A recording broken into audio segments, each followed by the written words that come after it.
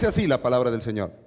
Acercándose uno de los escribas que los había oído disputar, estamos en el versículo 28, y sabía que les había respondido bien, le preguntó: ¿cuál es el primer mandamiento de todos? Jesús le respondió: el primer mandamiento de todos es: oye Israel, el Señor nuestro Dios, el Señor uno es. Y amarás al Señor tu Dios con todo tu corazón, y con toda tu alma, y con toda tu mente, y con todas tus fuerzas. Este es el principal mandamiento. Y el segundo es semejante: amarás a tu prójimo como a ti mismo. No hay otro mandamiento mayor que estos. Entonces el escriba le dijo: bien, maestro, verdad has dicho que uno es Dios y no hay otro fuera de él. Y el amarle con todo el corazón y con todo el entendimiento, con todo el alma y con todas las fuerzas, y amar al prójimo como a uno mismo, es más que todos los holocaustos y sacrificios. Jesús entonces, viendo que había respondido sabiamente, le dijo: no estás lejos del reino de Dios.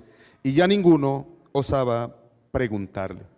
Amados, el tema que queremos compartir con ustedes esta noche es el amor, el mandamiento más importante. Y algunas precisiones que quiero hacer esta noche. Una de ellas, estamos en el pasaje central de las Escrituras. Mateo nos habla de él como: esto es todo lo que dice la ley y los profetas. Todo lo que ha dicho, todo lo que se dijo en los 10 mandamientos están resumidos en este pasaje: amarás a Dios y a tu prójimo como a ti mismo. Muy bien, quizás pensemos en algunas cosas que nosotros, como buenos latinoamericanos, hablamos acerca del amor. Aquí hay parejitas de esposos, noviecitos. ¿Ustedes son novios? ¿Son esposos? Sí, me doy cuenta por la tristeza de tu rostro. Ustedes son novios o esposos, también esposos. Y ya él, cuando yo dije esto, ya se echó a reír para evitar sentirse aludido. Bueno, quisiera mostrarles por lo menos unas 4 concepciones de lo que nosotros llamamos lo que es amor. Entonces, cuando el esposo se acerca a su esposa y le dice: mi amor, te amo, ¿verdad? Te amo profundamente. Él dice eso, ¿sí o no? Échalo aquí al agua. Te amo profundamente. Y esas palabras no van acompañadas de un buen comportamiento. Eso no es amor, eso es salamería. ¿Ustedes quieren escucharlo en costeño? Eso es lambonería. Así suena más sabroso. Entonces, pero hay más. Cuando un noviecito le dice a su novia: mi amor, yo te amo tanto que quiero tener relaciones sexuales contigo, dame la prueba de amor. Y si esas palabras no van acompañadas de respeto profundo, eso tampoco es amor. ¿Saben qué es eso? Deseo carnal. Cuando un papá o una mamá le dice a sus hijos: mi amor, ay, yo te quiero mucho, yo te amo, tú eres mi muñequita, tú eres mi reina. Y si esas palabras, papás, no van acompañadas de enseñanza y disciplina, eso tampoco es amor, es alcahuetería. Y cuando un hijo o una hija le dice a su papá: ay, cómo te amo, papi, tú eres tan especial, y esas palabras no van acompañadas de obediencia y respeto, eso tampoco es amor, eso es interés. O no es verdad que le diga: ay, papi, te amo. ¿Y cuánto necesitas, mija?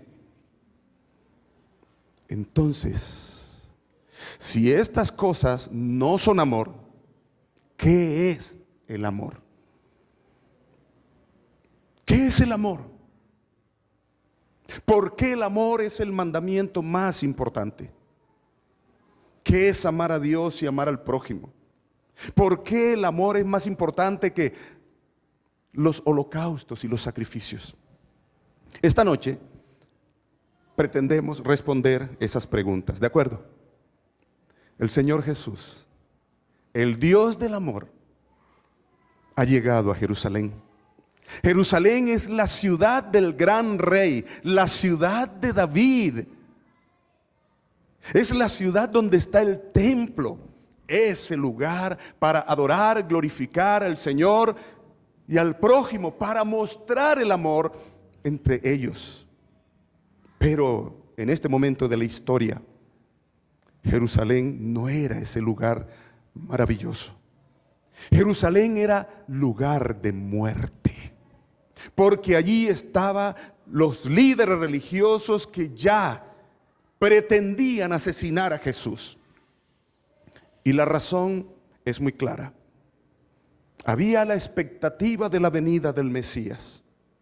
Eso se conoce como la expectativa mesiánica. Y aparece el Señor Jesús.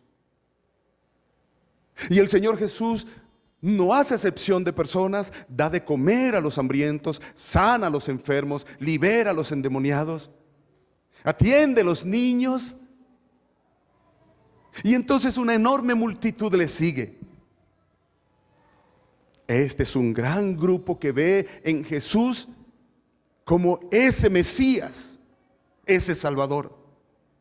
Pero al mismo tiempo hay otro grupo que no quiere saber nada de él, que ha empezado a aborrecerlo hasta el punto de querer asesinarlo. Y era nada más y nada menos que los líderes religiosos, aquellos que tenían la responsabilidad y el privilegio dado por Dios de cuidar a este pueblo, de enseñarles, tanto en forma social, espiritual y aún material. Denuncia tras denuncia, decían los profetas, acerca del mal comportamiento de estos líderes religiosos. Así que cuando viene Jesús, ya han habido avisos de su venida. Juan el Bautista lo ha hecho. Ahora Jesús no puede callar. Ayuda a los necesitados, pero cuando vienen estos hombres, Él los confronta. Y al confrontarlos, estos hombres quedan desnudos delante del pueblo. Juan el Bautista en una oportunidad está en el desierto, ahí a orillas del río Jordán, y está bautizando a la gente, ¿recuerdan? Y él está diciendo: arrepentíos porque el reino de los cielos se ha acercado. Y entonces la gente llega y allí en el río Jordán, confesando sus pecados, entonces chupuldún, allí van y son bautizados. Pero aparecen los líderes religiosos, aparecen los escribas y fariseos, y Juan el Bautista no puede soportarlos. Y cuando los ve les dice: raza de víboras, ¿quién les enseñó a ustedes a huir de la ira venidera? Es decir, ¿ustedes qué vienen a hacer aquí? Hipócritas.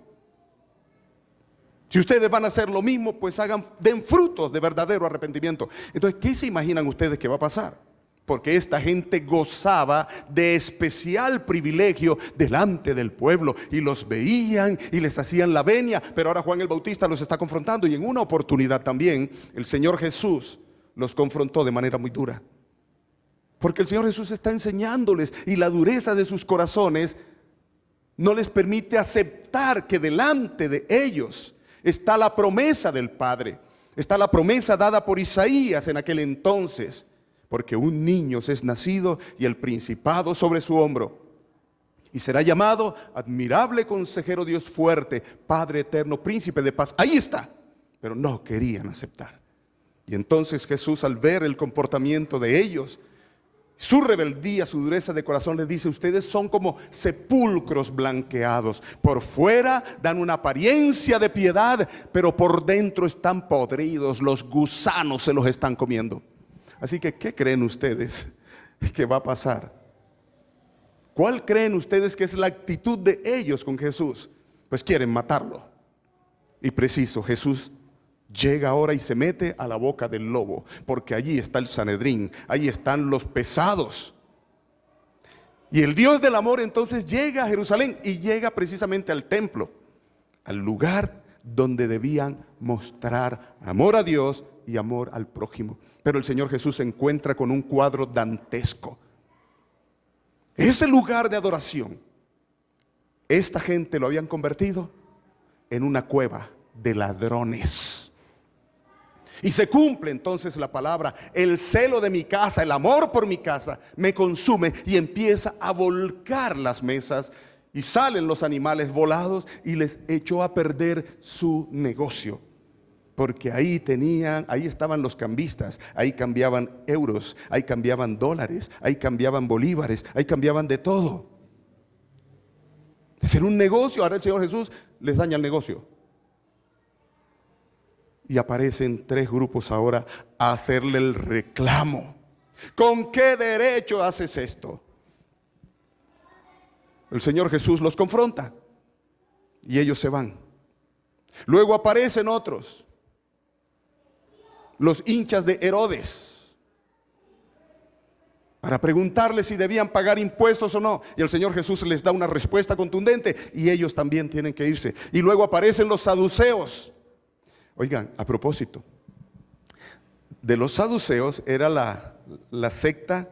El término secta en aquel entonces no es el término secta que nosotros tenemos ahora, sino más bien grupos homogéneos, ¿verdad?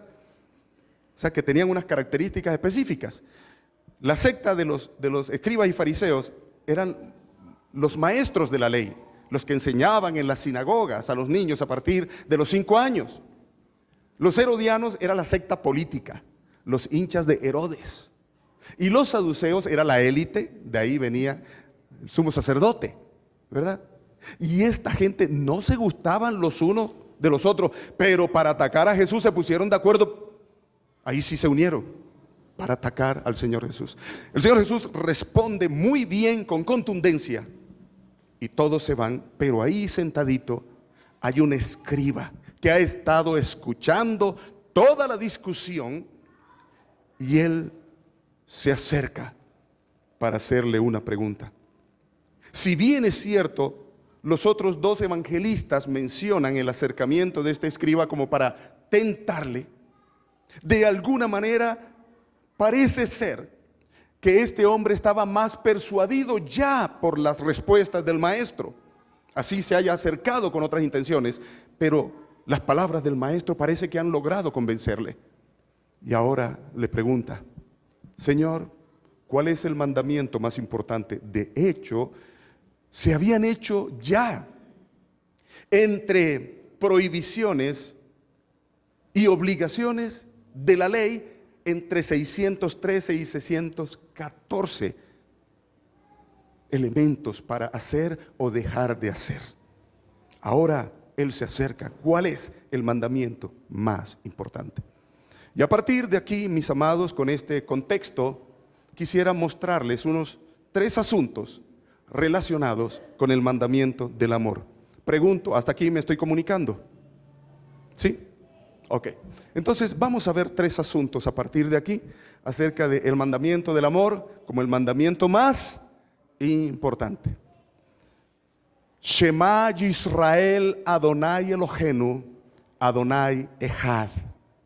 Oye Israel, el Señor nuestro Dios es el único Señor, es el único Dios.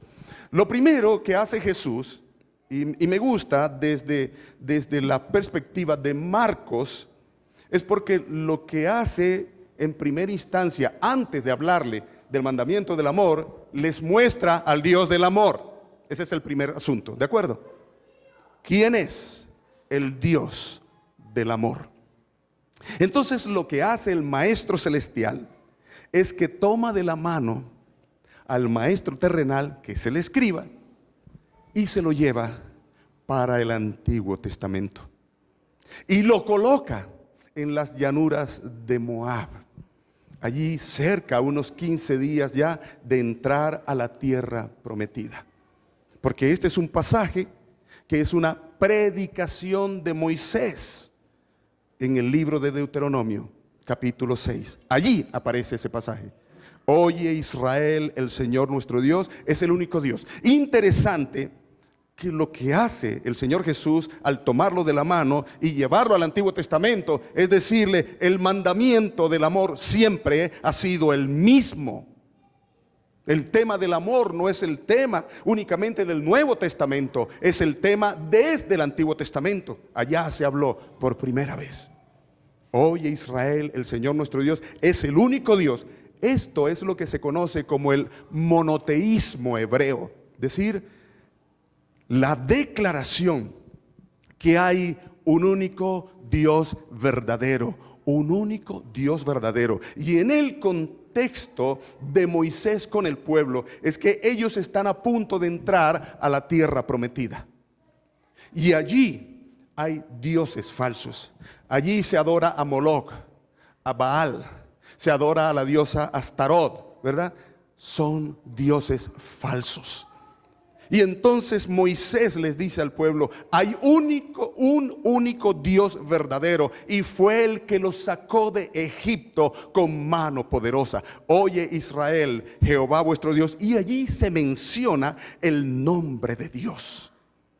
Aquí el término oye, Shema, el que le acabé de mencionar, también significa obediencia.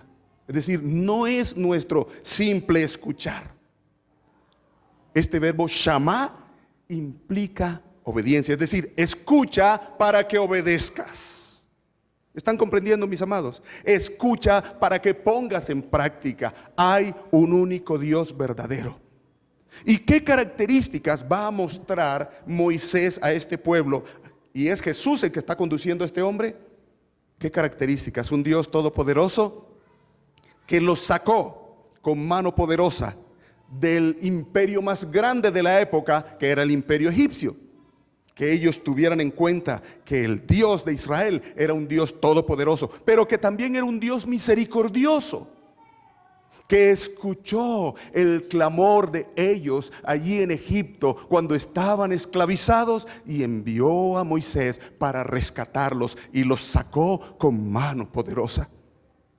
Allí el Señor Jesús está mostrando claramente que el Dios de Israel es el Dios que por amor los sacó a ellos de Egipto, los hizo libres por medio del sacrificio del Cordero. ¿Se acuerdan?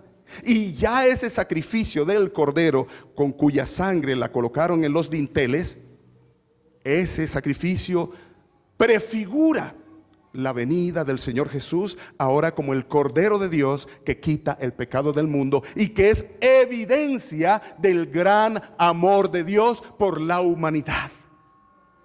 ¿Qué les deja claro?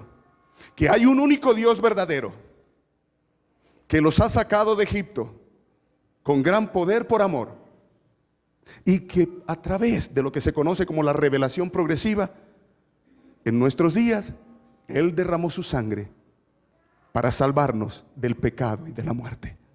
Es decir, el Dios del amor es el Dios creador del universo, pero al mismo tiempo es el salvador de la humanidad. A ese Dios tú y yo servimos, a ese Dios tú y yo adoramos. Amén, iglesia. Ahora, luego que les habla y que les muestra quién es el Dios del amor, ahora sí les dice ¿en qué consiste el amor? Y hay dos vertientes acerca del mandamiento del amor. Uno es hacia Dios y otro hacia el prójimo. Veamos el primero de ellos. Y amarás al Señor con todo tu corazón, con toda tu mente, con toda tu alma y con todas tus fuerzas. Cuando se habla del corazón, se habla del centro de la voluntad. El Señor está pidiendo que le amemos voluntariamente. ¿Qué hiciste para que te amara esa muchacha? La obligaste, ¿verdad? Y entonces le mandaste los de la moto y ella por temor te amó. ¿Por qué lo amas? ¿Obligada? Confiesa, aquí te ayudamos. Voluntariamente, ¿verdad? Es eso lo que está pidiendo el Señor.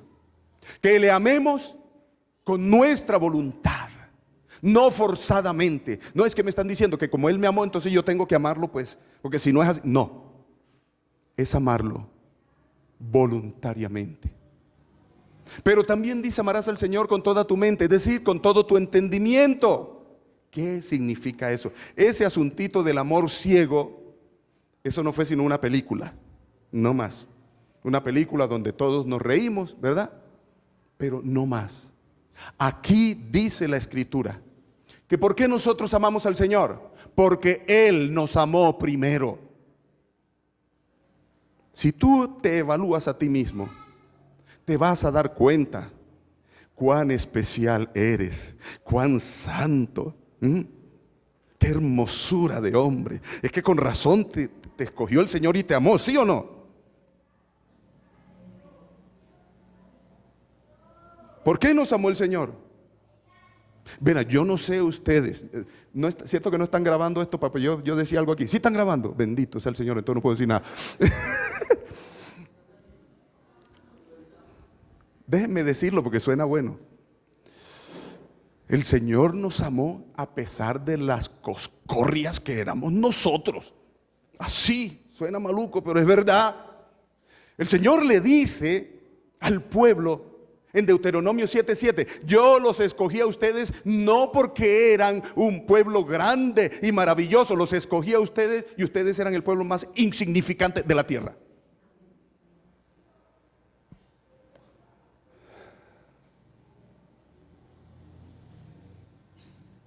Algún día tendremos la oportunidad, si el pastor considera, y no, en negro no vamos a traer aquí esa palabra que dio, pero que tuviera la oportunidad de compartir mi testimonio, borracho y sinvergüenza. Ahorita me ven lindo, qué belleza de negro, pero sí, yo era una cosa seria, ¿oyó?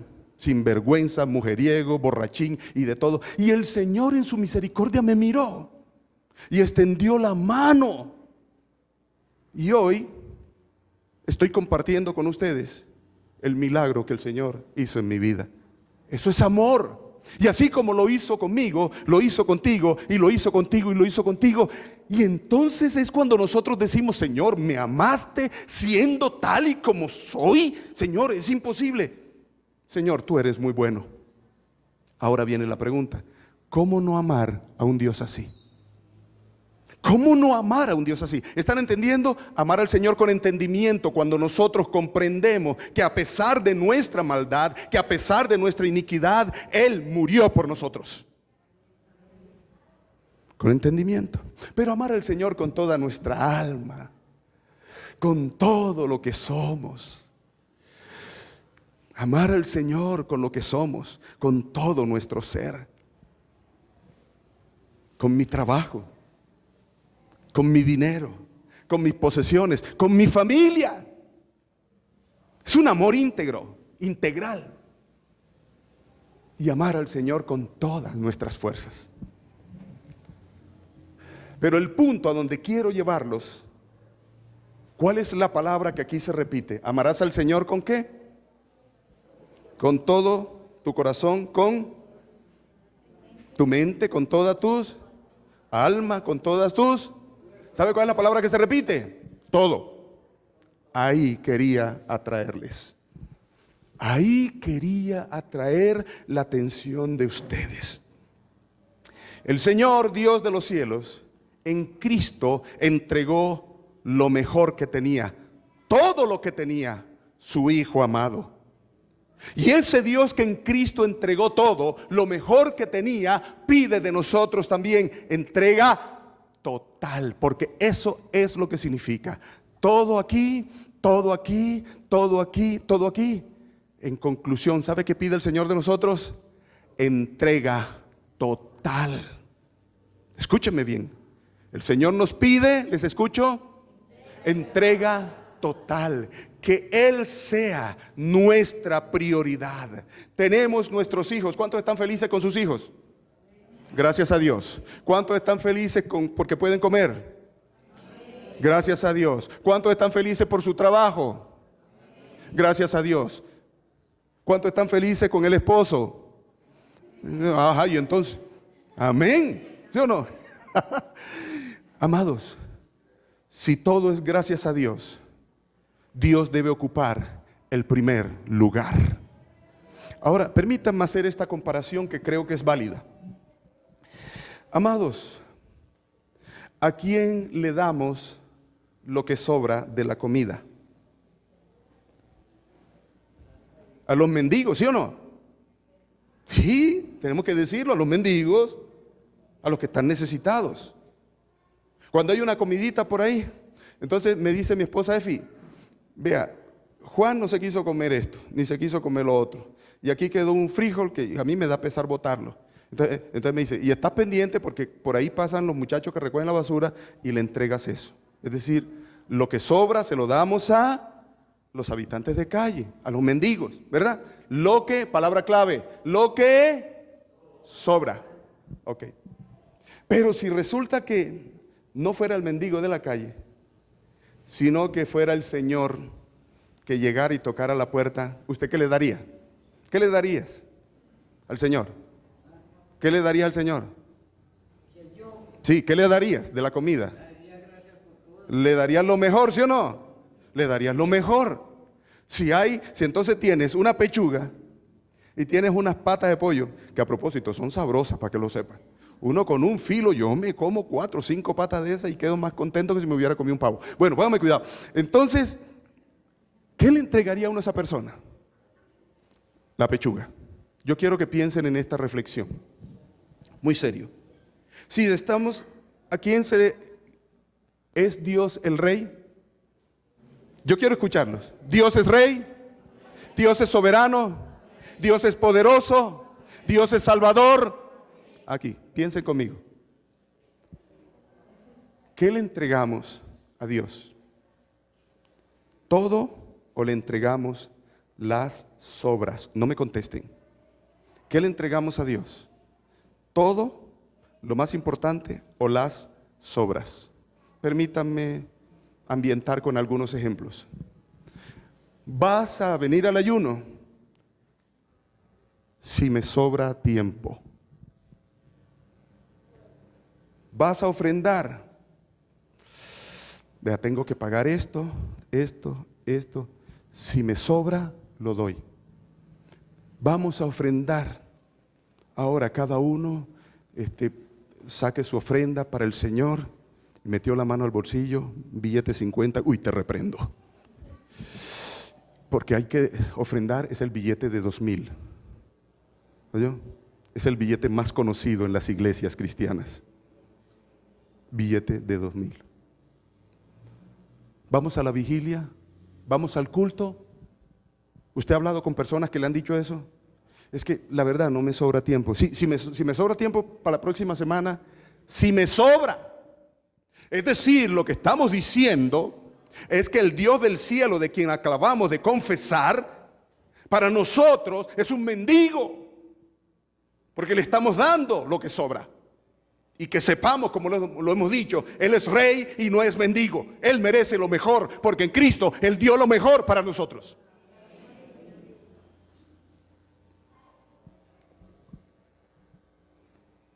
Yo pensaba, ¿por qué Marcos, después del capítulo 12, en el capítulo 13 que sigue, ¿saben cuál es el tema? La venida de Jesús. ¿Por qué Marcos, después de hablar del tema del amor, de entrega total, coloca la venida de Jesús? ¿A qué va a venir Jesús? Pues nosotros siempre lo que estamos diciendo es, Jesús va a venir por su iglesia y se va a llevar su iglesia. Escúchenme un momentito y me dan la conclusión.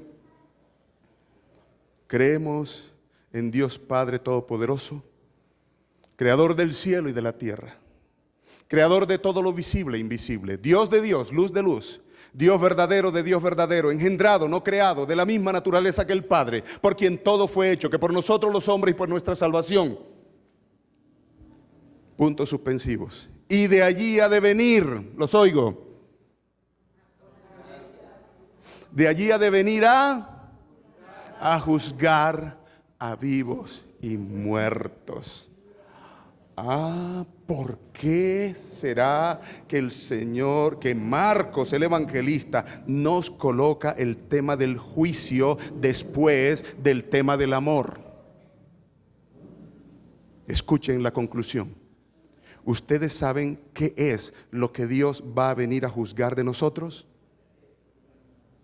No cuántas veces fuimos a la iglesia, ni qué tan diezmadores fuimos, y cuántas canciones no sabemos, y cuánta Biblia conocemos. Lo que el Señor Jesús va a venir a juzgar es nuestra entrega total. Y dice la palabra, y ahí será el lloro y el crujir de dientes. Que Él sea nuestra prioridad. ¿Se acuerdan de ese pasaje? Señor, es que en tu nombre echamos fuera demonios, y en tu nombre, ¿y qué dice? Apartados de mí, nunca os conocí, hacedores de maldad. Porque Él no ocupó el primer lugar en nuestras vidas. Amados, que esta palabra esta noche abra nuestra mente y nuestro entendimiento para que nos ubiquemos donde debemos ubicarnos. Porque el amor, entonces, se están dando cuenta, es mucho más allá que palabras hermosas. Es un actuar, es una evidencia. Entonces, en primera instancia, amar a Dios es entrega total, ¿verdad? Díganle a la persona que está ahí, hagámoslo como un ejercicio para aprender. Díganle a la persona, amar a Dios es entrega total. Entrega total. ¿Oyó? Tener a Dios en primer lugar. De tal manera amó Dios al mundo que dio, ahí está la palabra entrega, ¿verdad? Que dio a su Hijo unigénito. Pero amar a Dios, mis amados de Dios, si me amáis, guardad mis mandamientos. Es obediencia. Amar a Dios es obedecer a Dios. Obedecer su palabra. De nada sirve, mis amados, saber bien esa palabra y recitarla. Los fariseos sí que se la sabían, eran los maestros de la ley, pero ellos no la ponían en práctica. Así que de nada servía. Es obedecer. Guardad mis mandamientos. Y aquí aparece la palabra guardad, que es la palabra atesorar. O sea, como cuando yo tengo un tesoro, ¿qué pasaría si de pronto te llama tu tía de por allá de Cali, por decir algo, y te dice, hija, te tengo un tesoro y tú no sabías? ¿Qué piensas tú? ¿Te enojas, sí o no? No, qué pereza, yo no quiero eso. ¿Sí o no? Ah, ¿sí o no? Ahí mismo, yo, a ver dónde está. Y me guardan eso. ¿Sí? Que no vaya fulanito a meterle la mano, que ya usted me dijo que eso era mío. ¿Verdad? Atesorar, guardar. Es decir, colocar esta bendita palabra en mi corazón y hago de ella mi razón de ser para vivir conforme a la palabra. Cuando Josué recibió del Señor la tarea de entrar el pueblo a la tierra prometida, de hacer toda la distribución, le dijo, el éxito, la prosperidad que vas a tener para cumplir lo que te he dicho, está fundamentada en el libro de la ley. Medita en ella de día y de noche. No te apartarás de ella ni a diestra ni a siniestra, porque entonces harás prosperar tu camino y todo te saldrá bien. Esta palabra, si el Señor te dice que no hagas esto, no lo hagas. El Señor te dice que hagas esto, sí lo haces. ¿Cuál es el problema con eso? ¿Verdad? Pero hay un tercer elemento de amar a Dios, y es anhelar estar con Dios. Anhelar estar con Él. Miren, David, yo soy hincha de David. Algunos lo son de Maradona. Yo soy hincha de David. Y yo tengo una conversación con David cuando lleguemos allá. El Salmo 27, versículo 4 dice, una cosa he demandado y esta buscaré, que esté todos los días de mi vida en tu presencia para admirar tu hermosura. Y David tenía todos los problemas del mundo. Todos los problemas familiares que tuvo, ustedes los conocen, problemas de persecución. Saúl, mejor dicho, lo buscó por todas partes para tratar de matarlo, no pudo matarlo. Y David ha hecho del Señor su razón de ser. Y él usa una palabra jurídica. Esa palabra jurídica, una cosa de demandado. Uy, ¿cómo así? David, ¿cómo así que estás demandando? ¿Qué me estás demandando a mí? Ponga a pensar en el Señor. Sí, Señor, yo te exijo. ¿Qué me exiges a mí? Te exijo que me permitas estar en tu presencia todos los días para admirar tu hermosura, para deleitarme en ti. David había aprendido a amar al Señor. Todos esos salmos maravillosos. Temprano yo te buscaré. Salmo 63. O sea que lo primero que hacía David apenas abría sus ojos era quitarse esa cobija de osito de peluche y era postrarse delante de su Señor. Él lo dice: estar un día en tus atrios es mejor que 1000 fuera de ellos. Estar en tu presencia es mejor que todos los momentos. Como el ciervo brama por las corrientes de las aguas, así clama por ti, oh Dios, el alma mía. David era un enamorado del Señor. Vamos a ayunar. Y a veces nosotros como pastores, y creo que cometemos un gran error. ¿Por qué no vienen al ayuno? Se quedan ahí. No vienen. ¿Qué es lo que les pasa? Que no sé qué. Y uno hasta regaña. ¿Sí o no? Claro que su pastor no regaña. Yo sí regaño. Pero uno no debiera hacer eso. Porque ese es un asunto de amor. Usted quiere encontrarse con su papá. Usted quiere encontrarse con su Dios. No solamente a solas, sino como comunidad. Como la comunidad del Rey. Esa comunidad terapéutica. Usted quiere hacerlo. Usted no necesita que le obliguen. Y yo me pongo a pensar: ¿por qué siempre son las 2 o las mismas 3 personas? Los demás están tan ocupados que no pueden buscar al Señor. Solo es como una motivación para pensar si es que de verdad estamos ocupados o sencillamente no consideramos que esto es importante. Para David sí era importante. Para David sí era importante acercarse al Señor, humillarse delante del Señor. Él quería estar con su Padre. ¿Ustedes saben cuál es el secreto de la oración? El secreto de la oración, en primera instancia, no tiene que ver con nosotros. Que yo debo orar, que yo debo buscar al Señor, que yo debo, porque siempre direccionamos el tema de la oración en ese sentido. Déjenme cambiarles el chip. La oración no está en ese sentido.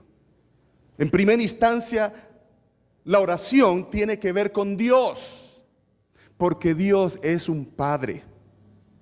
Y ese Padre quiere tener muy cerca de sí a sus hijos. Por eso los mandó a orar. Porque quiere tenernos cerca. Porque quiere abrazarnos. Mirémonos a nosotros. Mirémonos a nosotros. ¿Qué es lo que hacemos con nuestros hijos? Fulanito, fulanita, venga mi amor que quiero darle un abrazo. Ya voy. Y uno tiene que corretearlo porque uno quiere abrazarlos. Si siendo malos, como dice la palabra, queremos dar cosas buenas a nuestros hijos, cuanto más nuestro Padre que está en los cielos, ¿verdad? Ese Dios quiere tenernos cerca. Ese Dios quiere abrazarnos. Ese Dios quiere mimarnos. Usted no quiere eso. Usted no quiere que su papá le mime. ¿Por qué no viene a su presencia? Así que el tema de la oración no es la cantaleta de su pastor. Es la muestra de su amor hacia el Dios de los cielos. Ahora permítanme decirles algo más. Nosotros siempre somos un poquito interesados. Ustedes saben que el diablo anda suelto. Al mejor estilo del filósofo de Betty la Fea. ¿Saben cuál es el filósofo de Betty la Fea? El papá, que decía: el diablo es puerco. Ustedes saben que el diablo es puerco. En la presencia del Señor, el diablo no nos puede tocar. Entonces, ¿por qué no venimos? ¿Están entendiendo, mis amados? Entonces amamos a Dios teniéndolo en primer lugar, ¿verdad? Entrega total, obedeciendo su palabra y también anhelando estar con Él. Anhelando estar con Él. Ahora la segunda parte es: y amarás a tu prójimo como a ti mismo. Y otra vez lo agarra de la mano y se lo lleva para el monte Sinaí. Y les habla de la ley. Y esto aparece registrado en Levíticos capítulo 19. Lo que se conoce como el código de santidad. Y allí empieza a hablarles. Solo voy a mencionar algunas cosas porque creo que la explicación sobraría, pero permítanme hacer la lectura. Levíticos 19, por favor, miren conmigo. Allí aparece: amarás a tu prójimo como a ti mismo. Voy a leer algunos versículos allí. Habló Jehová a Moisés diciendo: habla a toda la congregación de los hijos de Israel y diles: Santos seréis, porque santo soy yo, Jehová vuestro Dios. Cada uno temerá a su madre y a su padre, y mis días de reposo guardaréis, yo Jehová vuestro Dios. Yo quiero que miren a partir del versículo 9. Cuando ciegues la mies de tu tierra, no cegarás hasta el último rincón, ni espigaréis tu tierra cegada. Y no rebuscaréis tu viña, ni recogeréis el fruto caído de tu viña. Para el pobre y para el extranjero lo dejarás, yo Jehová vuestro Dios. No hurtaréis y no engañaréis ni mentiréis el uno al otro. Versículo 13, no oprimirás a tu prójimo, ni le robarás ni retendrás el salario del jornalero en tu casa hasta la mañana. No maldecirás al sordo, y delante del ciego no pondrás tropiezo, sino que tendrás temor de tu Dios, yo Jehová. Versículo 15, no harás injusticia en el juicio, ni favoreciendo al pobre, ni complaciendo al grande. Con justicia juzgarás a tu prójimo. Miren el 16, no andarás, ¿qué? Chismeando entre tu pueblo, no atentarás contra la vida de tu prójimo, yo Jehová. No aborrecerás a tu hermano en tu corazón, razonarás con tu prójimo para que no participes de su pecado. Y termina diciendo, no te vengarás ni guardarás rencor a los hijos de tu pueblo, sino amarás a tu prójimo como a ti mismo, yo Jehová. Aquí hay un código de comportamiento, donde hay elementos de cosas que no debo hacer para no dañar a mi prójimo, pero hay otras cosas que no solamente tienen que ver con el comportamiento, sino también con el ayudar a suplir la necesidad de mi prójimo, ¿verdad? No rebuscarás la viña. Es decir, la característica que había allí era, ellos iban recogiendo los frutos en las cosechas, ¿verdad? Pero habían frutos que se caían. Y él les decía, no recojan eso, porque detrás vienen los pobres, que ellos no tienen cosecha. Y todo eso que se cae les sirve a ellos, y entonces hay para comer todos, tanto ustedes como ellos. Permítanme utilizar un par de analogías para que hablemos sobre este asunto. Resulta que una madrugada, como a las 5 de la mañana, hubo un gran resplandor en la habitación de una señora. Era un 23 de diciembre. ¿Cierto? Ya está cerquita. Ya huele a natilla, ¿verdad? No sé si a ustedes no les huele, pero a mí me huele a natilla, ¿verdad? Ya huele a natilla y a buñuelo. Bueno, amados, y entonces era un ángel del Señor. Y el ángel le dijo, mujer, te cuento que el 24 va a venir a visitarte Jesús. Ay, Señor, qué alegría. Imagínese usted que le digan así, que el ángel se aparezca, Jesús viene hoy a tu casa. Y esa mujer entonces fue y sacó platica que tenía. No tenía mucha, pero sacó y compró tremendo pavo, compró el mejor vino y hasta trapeó la casa. Se dio el lujo de trapear la casa con un santo. Trapeó la casa con Zampic. Oye, vea, todo eso quedó bien bueno. Oye, esa casa estaba espectacular. Claro, lo mejor para recibir ¿a quién? Para recibir a Jesús, ¿verdad? Sí, no vayas a trapear la casa con ningún santo ahora. Pongan cuidado, amados de Dios. Qué alegría esa mujer. Y eso olía delicioso. A las 10 de la noche le tocaron la puerta. Llegó Jesús y abrió la puerta y un niño que vivía debajo de un puente. Ay, señora, es que aquí huele tan bueno y yo quiero que usted me dé un pedacito. Digo, no, mijo, ¿cómo se te ocurre? Yo estoy esperando a un invitado especial, ni riesgos. ¿Cómo te voy a dar la comida? Ay, señora, pero aunque sea huesito. Yo no, vea, yo creo que no queda nada.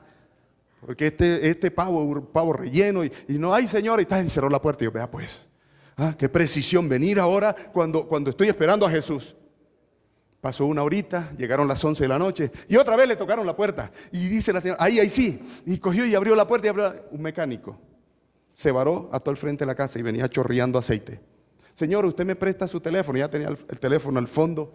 Y digo, no, pero ¿cómo se te ocurre? Señora, pero es que estoy varado y no tengo que hacer. ¿Cómo se te ocurre? Yo no te puedo ayudar. ¿Sí?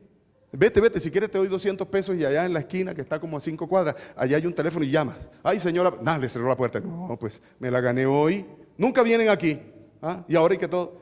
12, pero es que es verdad, que uno sabe que siempre es a las 12, ¿no? Y a las 12 le tocaron la puerta, tan, y otra vez la señora abrió. Una señora embarazada, 3 pelados, y la barriga era tan grande que tenía como otros 3 ahí metidos. ¿Oyó? Señora, tengo hambre, ayúdeme con estos niños. Y digo, mira, si vinieras en otra oportunidad, probablemente sí. Pero ahorita yo estoy esperando a alguien tan especial que no te puedo dar, señora. Pero mire, y cogió y cerró la puerta y se fue. Y digo, no, ya. ¿Y saben qué hizo, mis amados de Dios? Entonces ella, esperando a Jesús, destapó la botellita de vino, se tomó un vinito y, como el que es caballero repite, se tomó otro y se quedó dormida. Y no vino Jesús. A las 5 de la mañana del día siguiente, otra vez el resplandor, pero esta señora estaba enojada. Se gastó los ahorritos que tenía y ese ángel le echó una mentira. Una mentira. ¿Usted sabe cómo se dice eso en costeño? Carreta de cartón, ruedas de casabe, frenos de platanito y cargaditos de merengue. Mentira, le echó una mentira. ¿Oyó? Y entonces, claro, me mentiste y me engañaste y qué sé yo. ¿Por qué me dijiste que Jesús iba a venir y no vino? Y el ángel le dijo, un momentico, el Señor Jesucristo sí vino anoche y vino 3 veces. Y tú le negaste la entrada. Por cuanto hicieres a uno de estos mis pequeños, a mí me lo haces. Eso es amar al prójimo. Por un lado acabamos de ver la lista de no hacerle daño, de amar aún a los enemigos. Pero aquí es ayudar a los pobres. Pero hay un elemento más, Déjeme, yo veo la cara de alguien aquí que todavía tenga cara de borracho. Sí, ven acá, este tiene cara de borracho, ven. No, mentira, voy a colocar un ejemplo, yo sé que no. Ven que no, es que voy a colocar un ejemplo, vente.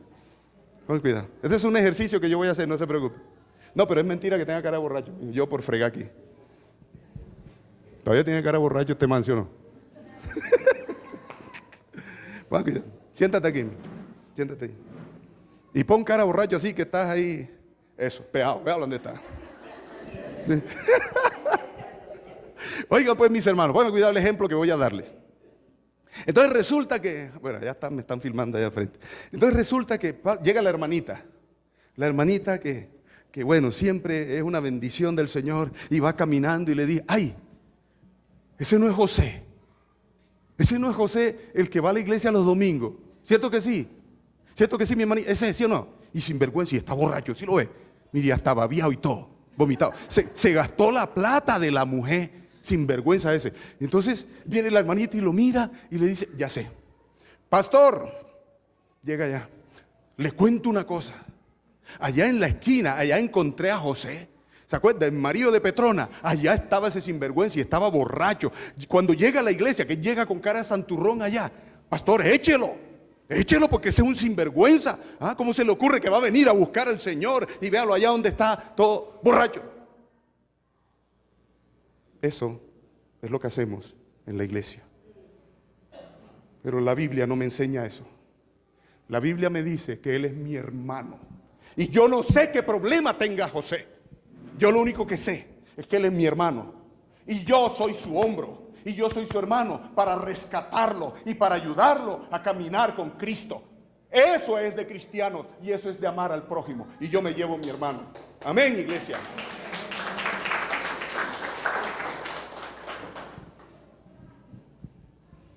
Esa es la iglesia de Cristo. La iglesia que se ama y se cuida.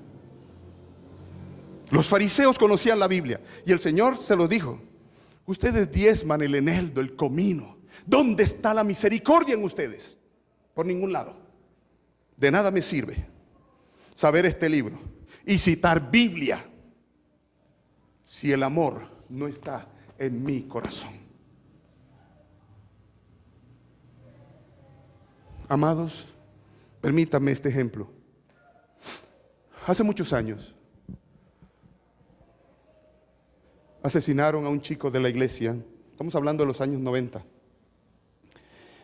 Y el féretro estaba en la mitad de la sala.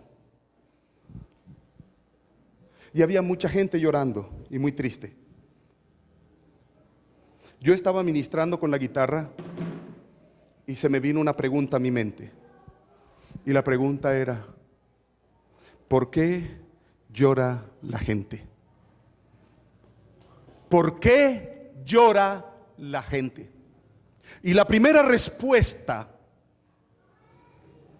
es obvia. Es un familiar que se va, es un amigo que se va, no se va a volver a ver, ¿verdad? Y duele, por supuesto que duele. Pero la segunda respuesta me puso a reflexionar seriamente. ¿Usted sabe también por qué la gente llora? De remordimiento. Porque parece que en ese momento llegan a nuestra mente todas las cosas buenas que pudimos haber hecho por esa persona que está ahí, pero ya no la podemos hacer. Ni el mejor cajón, ni el mejor ramo de flores sirve para suplir lo que se pudo haber hecho en vida. Yo quiero llevarte a pensar en tu familia esta noche. Ese problema entre pareja y ese problema entre padre e hijo se tiene que acabar. Y quiero que sepas que en cualquier momento se puede ir tu mamá o se puede ir tu papá. En cualquier momento se puede ir tu esposa o tu esposo. En cualquier momento se pueden ir tus hijos. Pero que el día que se vayan, te quede la satisfacción que lo bueno que pudiste hacer, lo hiciste. Porque después nos va a acompañar algo que se llama conciencia. Que ningún licor, ni que te vayas para ningún otro país, se te va a quitar. Es el momento que nos amemos los unos a los otros, como el Señor nos ha amado. No sabemos qué pasará mañana o esta noche, pero esposos, amen a sus esposas. Esposas, amen a sus esposos. Padres, amen a sus hijos. Hijos, amen a sus padres. Hermanos, amen a sus hermanos. Esta es la realidad de la vida cristiana. El amar a Dios y el amar al prójimo. Y lo último, terminamos con esto. Y el amor es más que cualquier sacrificio. En Isaías capítulo 1 y 2 está la denuncia. El buey conoce a su señor y el asno a su amo, y mi pueblo no me conoce. Y están en el contexto de la alabanza, de la adoración, donde multiplican las oraciones y están orando y están clamando al Señor, y las alabanzas que se hacen cuando sonaban esos cuernos, eso era algo apoteósico. Y sin embargo escuchamos al Señor diciendo: cuando multipliquen sus oraciones, yo apartaré de ustedes mi rostro para no oírlos. Sus lunas nuevas y sus fiestas solemnes me son abominación. Y en el contexto que encontramos, por un par de zapatos vendían a los pobres. Los ricos conseguían falsos testigos para quitarle las tierritas a las viudas y a los huérfanos y aprovecharse de los extranjeros. Y entonces el Señor les dice: estemos a cuentas. Si vuestros pecados fueren rojos como la grana, serán emblanquecidos como blanca lana. Vayan y hagan justicia. Restituyan la justicia a las viudas, a los huérfanos, a los extranjeros. Y entonces sí vengan y estemos a cuenta. Recordemos el pasaje de Jesús. Si alguno trae su ofrenda al altar y se acuerda que un hermano tiene algo, no te preocupes, olvídate de eso. Da tu ofrenda y lo demás no te importe. No, dice: deja ahí tu ofrenda, ve y reconcíliate con tu hermano, y entonces trae tu ofrenda. La reconciliación con el hermano es muestra de amor. Así que de nada sirve venir a la iglesia, conocer la palabra, recitarla, conocer las canciones. A mí eso no me dice nada. Que alguien me diga: pastores, que vea y la palabra. Yo no les digo nada, yo los escucho. Yo digo, la evidencia de que verdaderamente son creyentes es que tengan a Dios en primer lugar y amen a su prójimo como a ellos mismos. Esa es la evidencia de ser un verdadero cristiano. Y esa es la característica que debe tener la iglesia del Señor. Amén. Colócate de pie, por favor, y vamos a orar.